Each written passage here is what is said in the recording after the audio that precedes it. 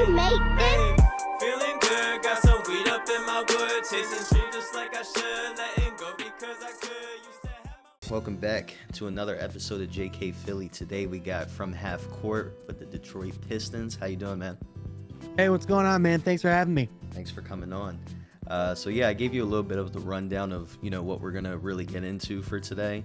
But first and foremost, I just want to start by, introducing you, giving you a platform to, speak about your content, what you do, and how you really started covering for the Detroit Pistons. Yeah, so I've been obviously started as a fan of the Pistons, originally started going to games back in 2005, the year after they won the championship and when they went to the finals against the Spurs.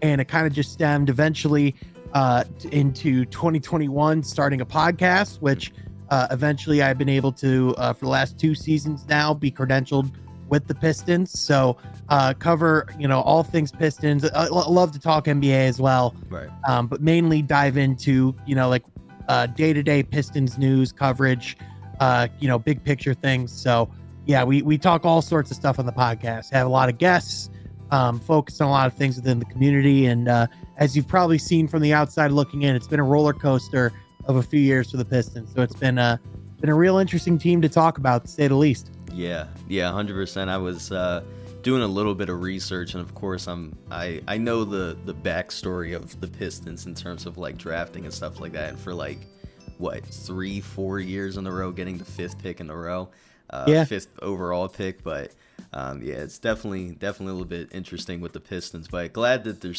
doing well with all this fiasco. We're recording this a day after getting the news of the Mavs getting the 1st overall pick from the draft lottery. So there's a lot of stuff of we need the East to be good and at least to be competitive, because it can't just turn into it's all West and nobody cares about the East. So well, even with Jason Tatum going down too, and from what it's looking like, Shams reported that they're bracing for the worst. The balance of power in the Eastern Conference is up for grabs. Yeah. And all of a sudden, a Pistons team that was that had one of the worst seasons, not only their worst season in franchise history, but one of the worst seasons in the history of professional sports.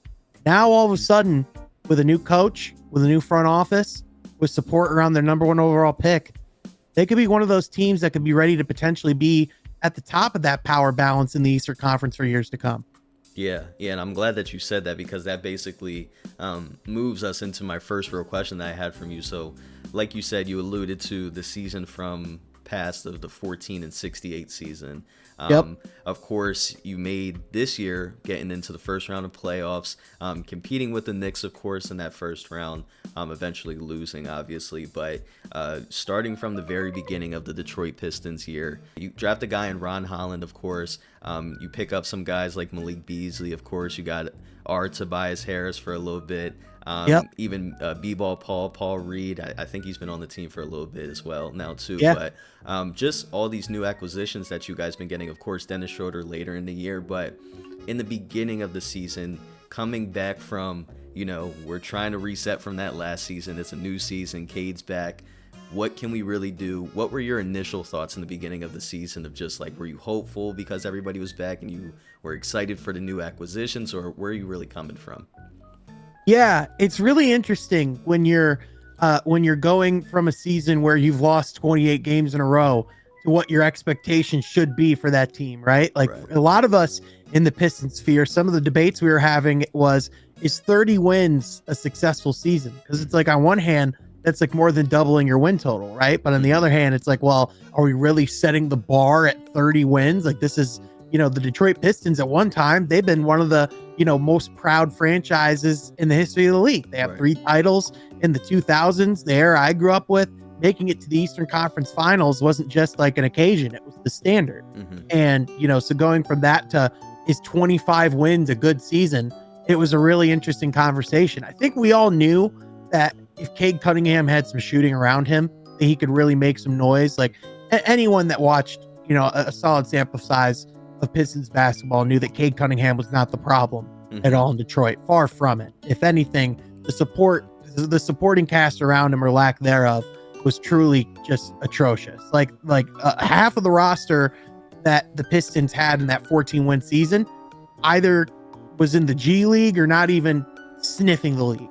So now you obviously you see what, coming in with like a guy like, Tobias Harris, which obviously I know he's someone that's a very polarizing figure in Philly, but in reality is an adult, is a mature player, is someone that under the right circumstances, under the right expectations, can give you a solid, give you a solid performance night in, night out. And I think that was like one of the biggest differences that you saw was just the adults in the room that helped this Pistons team grow up and gain that confidence and that maturity to where by the end of the season, they went from being a team that everyone saw back in the lottery picture to giving the New York Knicks, who are about to go to the conference finals, a real run for their money in the first round. Yeah. Yeah, 100%. I really liked all the acquisitions that you guys made over the offseason, even throughout the season as well. There's a bunch of, I know it's a bunch of guys that maybe not mean as much in terms of like waiving and signing guys and putting guys on 10 days and stuff like that, but just coming into the season with a guy in Malik Beasley who played pretty well for the Bucks the previous season, and then of course getting Tobias Harris. Yes, it's a little bit 50-50 with how he was going to perform, but going back to what is somewhat home for him and in the Detroit Pistons world, and even like a guy in Tim Hardaway Jr. I'd even mention of just like how productive he was throughout the season. But yeah, it was really interesting to see, and I was intrigued in the beginning of the season because I remember saying to my co-host, who actually can't be here today, but I remember saying to him, I'm like, I think the Detroit Pistons are definitely going to be better than this year, but I got to see it first because what it sounds like right now is Cade Cunningham and a team full of role players. So right, and it showed me that they can at least get into that playoff scene, which was very not surprising, but it was very nice to see that though. Yeah, it's one thing to talk about potential. It's another thing for that potential to be realized, right? And I think that was what a lot of what happened like this season as well. Like, like you talk about like, like the rookie Ron Holland.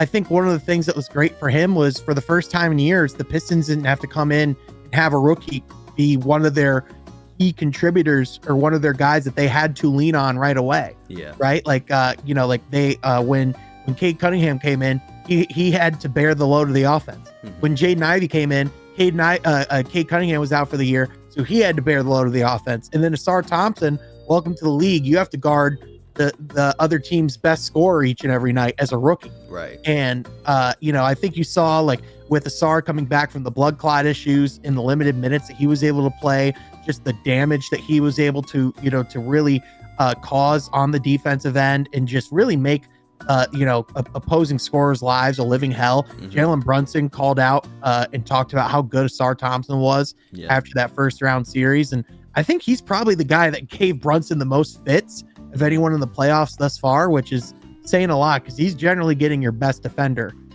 each and every night. So, and then, guys like Jalen Duren was really able to grow up and mature. And the thing that's crazy is he literally just turned 21 this year. Like a lot of the guys, like that's the thing that's like really interesting now about this Pistons young core is that how elevated these expectations have already gotten. And yet a lot of these guys can't even rent a car yet in all 50 states. Yeah, right. It is ridiculous. That's the interesting dichotomy here. So it'll be interesting to see how they handle those expectations in the years to come. Yeah. But I think with the veterans, to your point, I think like they were all, they might all have been seen as role players, but I think they all had something to prove too, right? Like they all kind of had a chip on their shoulder. Like Tim Hardaway Jr. was kind of like viewed as one of the reasons Dallas didn't perform well in the playoffs. Tobias Harris, obviously, we all know about the criticism he faced from the people of Philly. And then Malik Beasley came in on a prove-it 1 year, $6 million deal, which I would argue is probably one of the best free agent signings of the last decade in terms of value and return. I mean, he broke the Pistons 3-point shooting record by All-Star break. Mm-hmm. Yeah. On a 1 year, $6 million deal. That's crazy. Yeah. And he was really showing it too. But yep. No, it was definitely exciting to see from the Pistons. I as we go through the questions and stuff like that, I definitely hope that they are a team, like I said in the very beginning, that the East just stay good and stay competitive, and that's the Pistons are definitely going to be that team, especially in a guy like Cade if he's carrying the load. But just moving on to my next question, we kind of talked about it a little bit. You alluded to Jaden Ivey.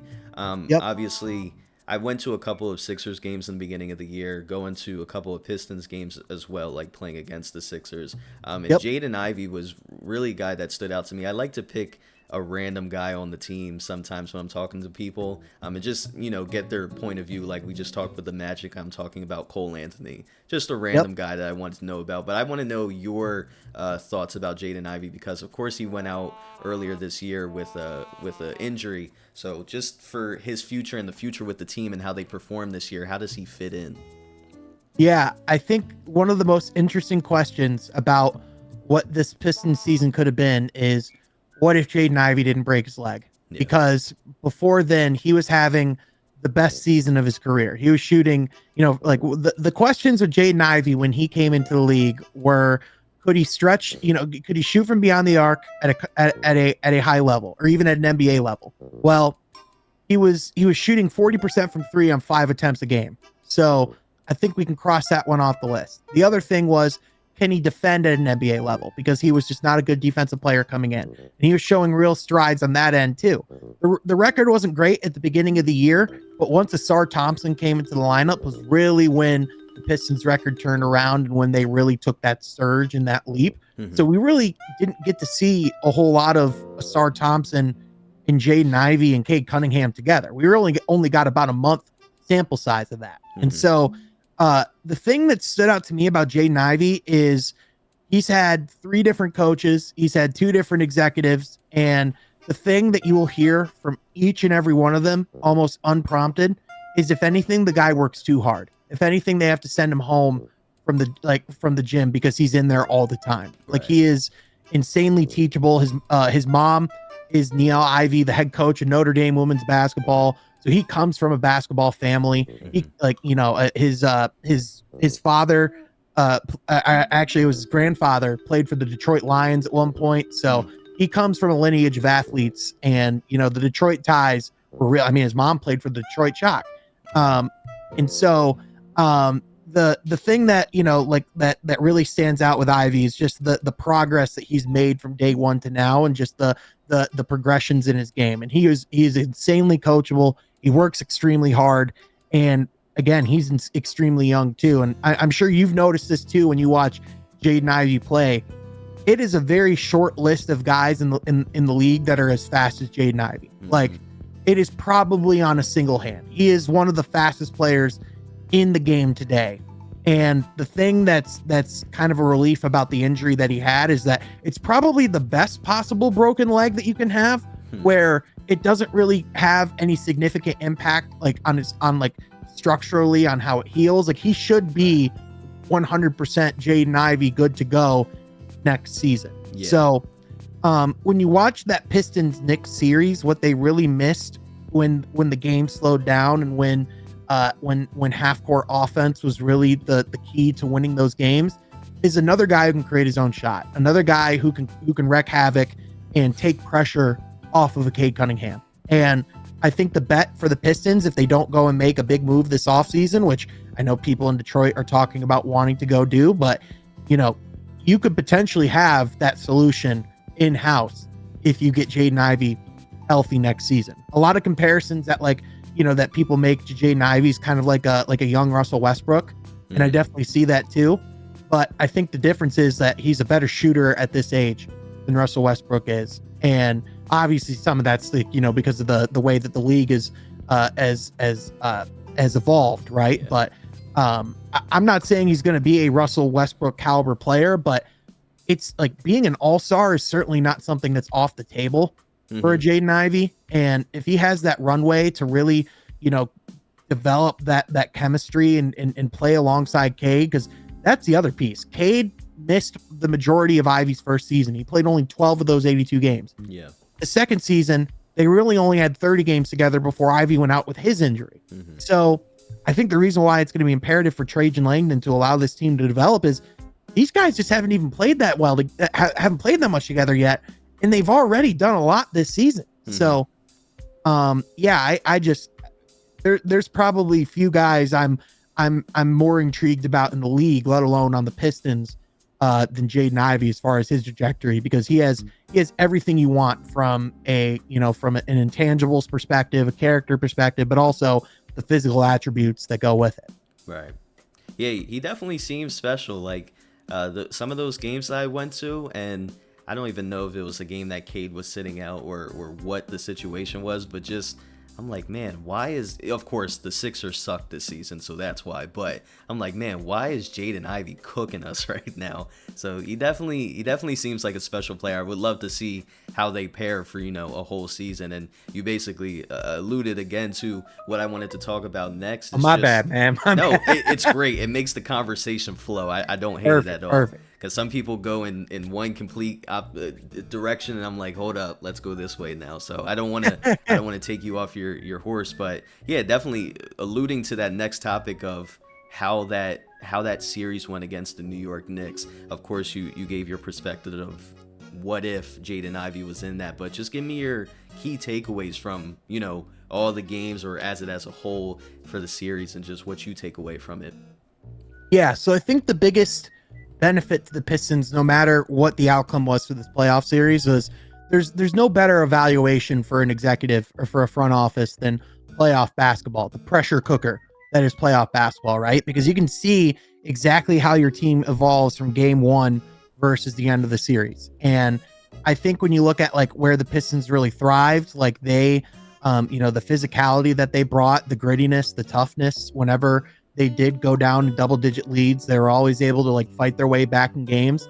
And like, if there's anything like you're going to hang your hat on as like an organization, it's the fact that all of these games were single digits. There was no game that felt out of reach by the end of it, really, other than game one when the Knicks went on that crazy run, and it was obvious that the Pistons were really hit with the face of like, this is what playoff basketball is, right? Yeah.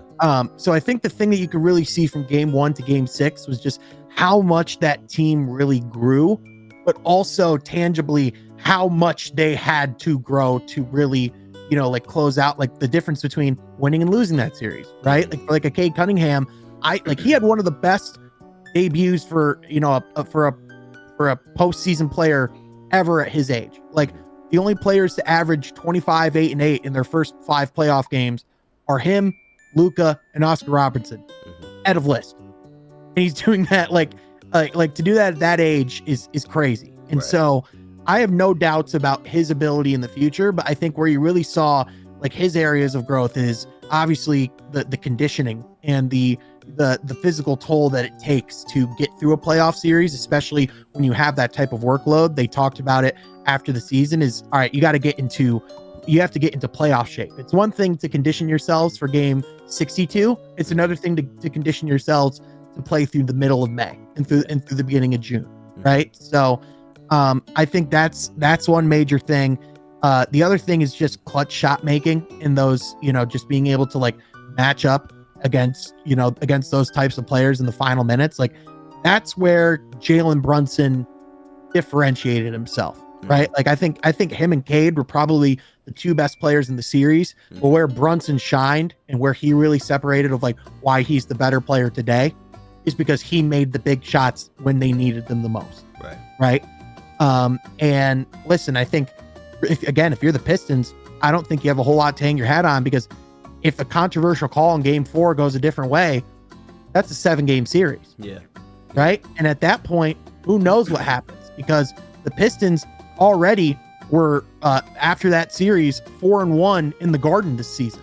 Like they're comfortable playing there. Yeah. And so I think that was the thing that was really impressive, was just the poise and the maturity that they had in that series. I remember Colin Cowherd before the series, he had a take that where he said the Pistons will have more ejections than they have wins, and they didn't have a single ejection. Now, granted, part of that's because Isaiah Stewart didn't play much of the series either. Right. And he's the one that can go in and definitely mess some stuff up. But at the same time, I think that speaks to it as well, as like the Pistons were without one of their best defenders, which, by the way, if people don't know, Isaiah Stewart is not only one of the best rim protectors on the team, he's one of the best rim protectors in the league, period. He had a lower field goal percentage at the rim, defensive field goal percentage at the rim this season of Victor Wembanyama. And he's 6'9", and he's 6'8". Right. And so, to me, like when I look at like, again, just trajectory and like where they can grow, like it's the best possible outcome for a young team where you can say, hey, if things went differently, we could have won that series. But at the same time, there's a lot of things that are in our control that we can improve on. And this team has a real runway and a trajectory. So, I think overall, like the Knicks were definitely the better team. That's why they won the series. They won 4 out of 6 games. But if you're the Pistons, I think you feel really, really good about how you perform. Yeah, I was going to say the same thing. I think out of everything that happened this year, of course, I would say, especially from last year, if you want to compare it, it was a success this year. But not even mentioning last year, I feel like it was still a success. Of course, they definitely got that, like you said, the taste of what playoffs is really about. And I'm sure coming into next year, depending on what they do during the offseason, if they're going to run it back, get a piece, whatever they do plan on doing, they'll definitely have a taste for, we got to get back to that position. And I don't know where else I want to be other than there. Well, and the big thing for them was really just get a playoff win, because I'm not sure how many people recognize this, but before this postseason, the last time the Pistons won, I'm not talking a playoff series, I am talking a playoff game. Right. The last time was May of 2008. Obama was still campaigning. Wow. Like, that's how long it had been since the Pistons had won a playoff game. So for not only for this group to be able to, like come back from the historic losing streak that was last season and to make it to the playoffs, but to break that streak and to get that burden off the back of the franchise is something that I don't think really can be like calculated. Like JB in the post-game presser after game 6, he said, I'm really proud of this group because they rejuvenated and resurrected a fan base. Yeah. And listen, I know we don't put up banners for moral victories in professional sports, but in my personal opinion, like, if you're not going to go out and win a championship, the next best thing you can do is energize a city and wake up a fan base, which I knew firsthand if the Pistons fans had a reason to show up, they would show up and show out. And that was one of the takeaways from round 1,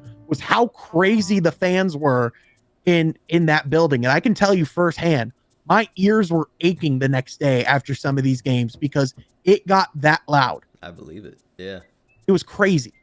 It is good to hear. Like I keep saying, I would love the East to continue to improve so we can be, as a whole, East and West of, solidarity. Yeah, we need more parity for sure. Don't get me wrong, like it's great to see, like, for like the as a basketball fan, it's fun to watch these stacked playoff series. Like the fact that the Clippers and Nuggets was a round 1 series felt like an outright crime. But at the same time, one of the things I think can be a gift of expansion is if we do it the right way, we can get one of these really competitive teams over to the Eastern Conference, and hopefully we can shake it out and get it a little bit more even. But I mean, yeah, man, it feels like, especially if assuming Giannis heads out west this summer as well, it feels like it could only get even worse. But like I said, I didn't really have too many questions. I definitely appreciate your time. If you want to go ahead and promote anything that you guys got coming up, or just promote your channels again, it's the time to do it. Hey man, thanks so much for having me on. If you ever want to come on the pod as well, definitely would love to have you. This is a lot of fun. If you want to head over to From Half Court on YouTube, you can find a lot of the coverage we're going to be doing this off season. Going to be trying to do a lot of different interviews, bring on reporters and people within the space, but also people outside of the space as well. Recently had on Pistons sideline reporter Johnny Kane, who's one of our Pistons part of our Pistons broadcast team. So that was a really good episode. If you want to check that out, you can also head to my Twitter at Sean Half Court, where any media events, any like correspondence, things like that, again, I'm credentialed with the Pistons, so if there's any press conferences, stuff that goes down, I'll probably be there. So any live coverage for that, you can follow at Sean Half Court on Twitter for any of that. But yeah, man, thanks again for having me on, and would be down to come on and chat hoops anytime. For sure. Definitely appreciate your time again. Make sure you guys subscribe, check out all the links down below, and we'll see you on the next episode. Talk to you. Thank you guys for watching another episode of JK Philly. Make sure you stay tuned by subscribing to the channel.